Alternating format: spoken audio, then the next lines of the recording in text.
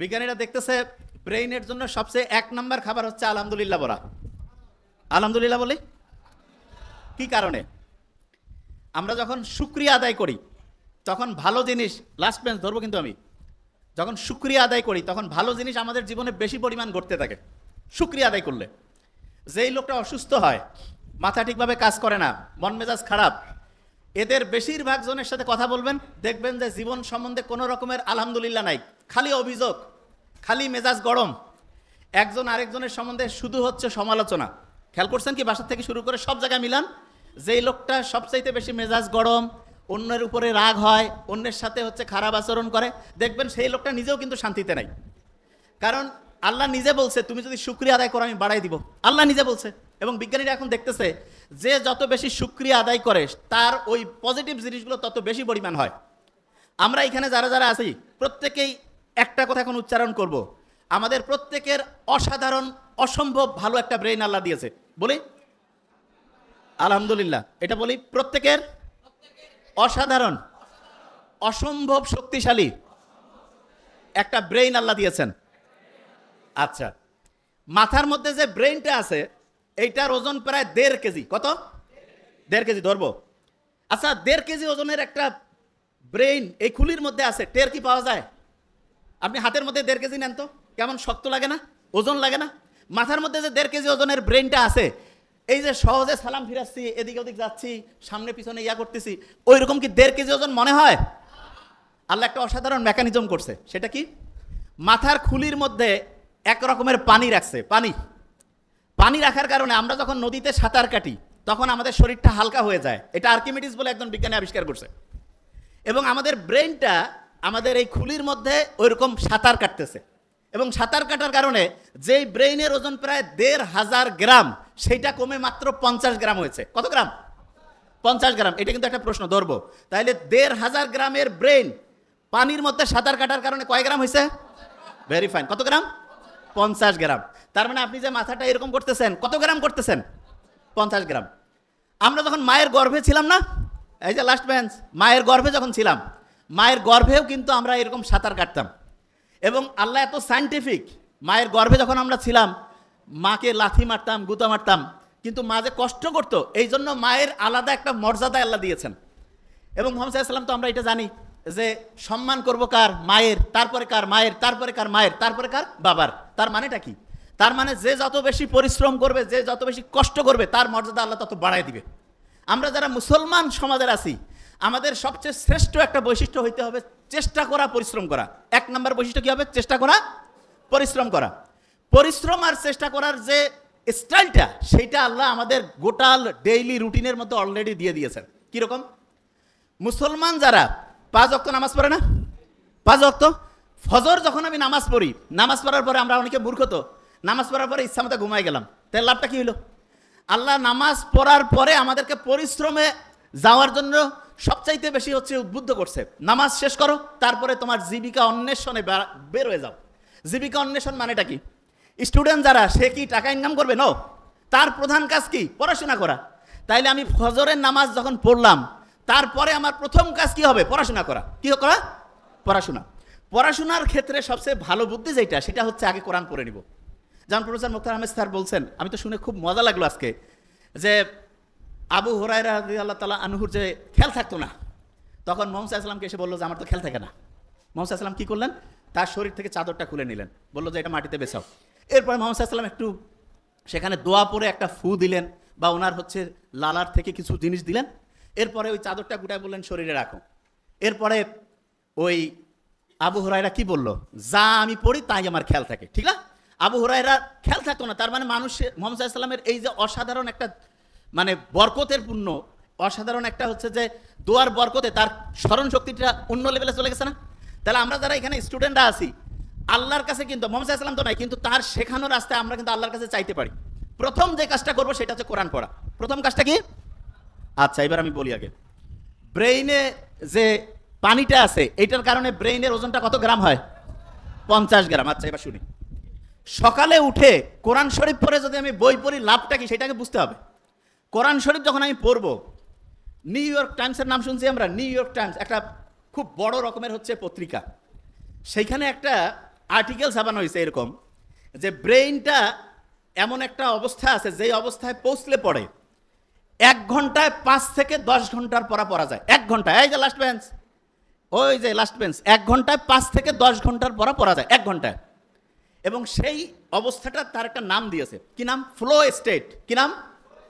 আচ্ছা আমি বানানটা করি, FLOW, ফ্লো স্টেট। তা ওরা ফ্লো স্টেট তৈরির জন্য 5টা উপাদানের নাম বলছে। কয়টা উপাদান? 5টা উপাদান। এবং খুব মজার ব্যাপার, সেই 5টা উপাদান তৈরির জন্য যে আলাদা আলাদা 5টা কাজ আছে, সেই 5টা কাজের যে সামারি, সেই কাজটা আল্লাহর নামাজের মধ্যে কোরআন পড়লে সেই সিস্টেমটা চালু করে দিয়েছে। বুঝি নাই? একজনকে বললাম যে ভাই তুমি ABCDE 5টা ওষুধ খাবা আলাদা আলাদা, আর একজনকে বললাম যে ভাই তোমার 5টা ওষুধ আলাদা খাওয়ার লাগবে না, জাস্ট একটা ছোট্ট ট্যাবলেট আছে, সেইটার মধ্যে 5টার সব কানেকশন আছে, কোনটা বেশি দামি হইল? বুঝে নাই? একজন ডক্টরের কাছে গেছে, 5টা আলাদা আলাদা ওষুধ দিছে, আরেকজনের কাছে গেছে বলছে তোমার এই 5টা খাওয়া লাগবে না, একটা খেলেই 5টার কাজ করবে। তাহলে কোনটা বেশি ভালো ডাক্তারই হইল? ওই একটা কাজ হচ্ছে নামাজ পড়া, কোরআন পড়া। কোন কাজ? বুঝি নাই, বিশ্বাস করি না তো আমরা। কারণ কি? আমি জানি বিশ্বাস আমরা করি না যে নামাজ পড়লে, কোরআন পড়লে যে ব্রেইনটা ফ্লো স্টেটে আসে, এটা আমরা বিশ্বাস করি না। কারণটা কি সেটা বলি। ব্রেইনের মধ্যে 2 রকমের নিউরন আছে। কয় রকমের? 2 রকম। আমার এটা ডান হাত না, এটা কি হাত? এরকম 2 রকমের নিউরন আছে। এক রকমের নিউরন আমি যদি ভালো চিন্তা করি সেটাতে সে হেল্প করবে, শুনতেছি। আরেক রকমের নিউরন আমি যদি খারাপ চিন্তা করি সেটাতে সে হেল্প করবে। তার মানে আমি যে এরকম চিন্তা করবো সে সেরকম করে কাজ করবে। তাহলে আমি যদি চিন্তা করি যে আমার ব্রেন অসাধারণ, তাহলে ভালো পক্ষের যে নিউরন সেটা হচ্ছে তোমাকে সফল করার জন্য সে পজিটিভলি কাজ করবে।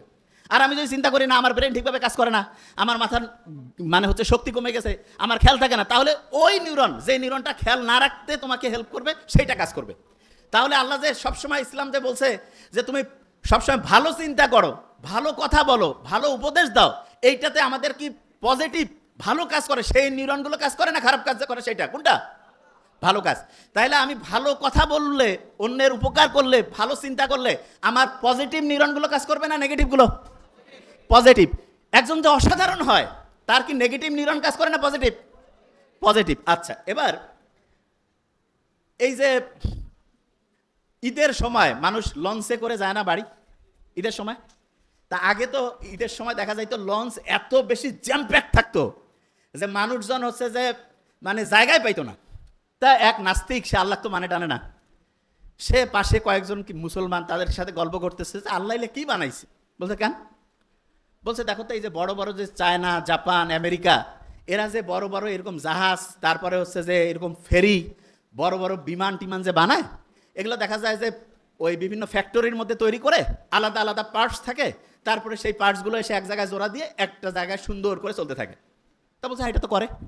বলছে আল্লাহ যদি এরকম করতো যে আমাদের হাতগুলো আলাদা খুলে রাখা যাইতো, পাগুলো আলাদা খুলে রাখা যাইতো, শুধু মাথাটা আর একটু বুক পর্যন্ত, তাইলে সবাই অল্প জায়গার মধ্যে হইতো, আর ওগুলো সবাই ব্যাগের মধ্যে জোড়া করে রেখে বাড়িতে নামার পরে আরাম করে আবার লাগাই দিয়ে চলে যাইতাম। তা নাস্তিকের এই কথা শুনে কে আর কি কবে, সবাই কাছে আসলে আল্লাহ ধ্বংসই করে দিছে। ফজরের ওয়াক্তর সময় সেই নাস্তিক ঘুম থেকে উঠছে, উঠার পরে আশেপাশে যে আছে সবাইকে ডাকতেছে, ডাকার পরে বলতেছে ভাই আমাকে উজু করার সিস্টেম শিখাই দাও। বলছে কেন? কয় ভাই আমি যা করছি জীবনে বড় ভুল করছি, এখন আমার ঠিক হওয়া লাগবে। কেন, কি হয়েছে?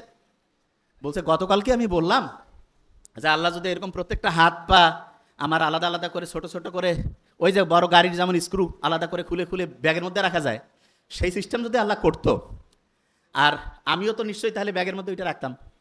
তা ব্যাগেরটা গতকাল যে ব্যাগের মধ্যে আমি আমার হচ্ছে টাকা পয়সা আর কাপড় চোপড় রাখছি, ওই ব্যাগ তো হারাই গেছে। যদি আমার ওই হাত পা ওই ব্যাগের মধ্যে রাখতাম তাহলে এটা তো নাই হয়ে যেত, আমি বাড়ি যাইতাম কেমন করে? বলছে আমি ভাই যা করছি ভুল করছি, নামাজ পড়বো, আল্লাহকে এখন থেকে ডাকবো। দেখেন একটা জিনিস, আল্লাহ কত সাইন্টিফিক, দেখেন আল্লাহ কীরকম সাইন্টিফিক, শুনলে অবাক হবেন। আমাদের একজনের হাত, একজনের পা, একজনের চোখ, কান আপনি চাইলেই কেটে আরেকজনকে লাগাই দিতে পারবেন না, যে ভাই এটা আবার কেমন কথা? হ্যাঁ, আপনি চিন্তা করেন তো, এই যে কালা জাহাঙ্গীর, পিস্তল, রাইফেল, কত নামে অনেকজনকে পাওয়া যায় না? কারো হাত কেটে যদি আরেকজনের হাতে লাগাই দিলে যদি সেই লোকটা বাঁচত, যেরকম শয়তানি সরকার থাকে বিভিন্ন সময় দেশে, এদের যাদের হাত পার দরকার হয় সবাইকে নিয়ে যায়, বিশেষ করে মাদ্রাসার স্টুডেন্ট তো খুব পছন্দ, ওদের নিয়ে যায় হাত টাত কাটিয়ে আরেকজনের লাগাই দিত, ঠিক না? দেখেন আল্লাহ জানে যে এই মানুষ কি জাত, সেটা আল্লাহ তো ভালো করেই জানে। এই জন্য আল্লাহ এমন সিস্টেম করছে, হ্যাঁ আপনার হাত পা চোখ, শরীরের বিভিন্ন অংশ ট্রান্সফার করা যাবে, ট্রান্সপ্লান্ট করা যাবে, কিন্তু সেইটার জন্য টেস্ট করা লাগবে। এবং সবচেয়ে ভালো হয় হচ্ছে দেখা যায় সাধারণত যার সাথে রক্তের এবং অন্যান্য গ্রুপগুলো ম্যাচিং হয় তাদের জন্য ভালো হয়। তাই এইটা সাধারণত আত্মীয় স্বজন, নিজের ফ্যামিলি বা কাছের সম্পর্কের যাতে তাদের ভালো হয়, অন্যরাও হইতে পারে, তবে টেস্ট না করে যদি লাগাই দেন, যেই লোকটা বাঁচার কথা ছিল 6 মাস, সে দেখা যাবে যে 6 সপ্তাহে মরে গেছে। বুঝতে পারছেন আমার কথা? দেখেন আল্লাহ কি সাইন্টিফিক্যালি অ্যারেঞ্জ করছে জিনিসটা। আল্লাহ বানাইছে এই শরীরটা। অনেকে বড় বড় বিল্ডিং, কম্পিউটার এগুলো দেখে মনে করে ওরে বাপরে বাপ কি জিনিস বানাইছে। আপনি শুনলে অবাক হবেন, আপনার এই যে হাতের মধ্যে যে একটা ছোট্ট কোষ আছে না, কোষ, সারা পৃথিবীতে যত সম্পদ আছে এখন সবগুলো যোগ করে একটা কোষ বানাইতে পারবেন, একটা কোষ। বুঝেন নাই তো?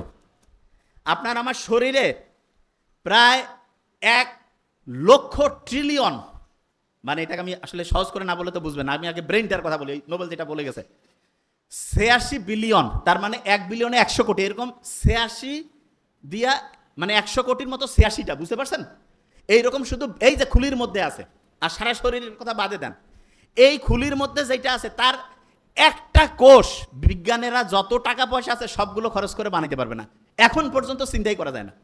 বিজ্ঞানীরা করছে যে না এটা হচ্ছে অটোমেটিক নেচার থেকে আসছে, কারণ ওরা যেটা বানাইতে পায় না তখন কয় যে এটার ব্যাখ্যা খুঁজে পাওয়া যাচ্ছে না।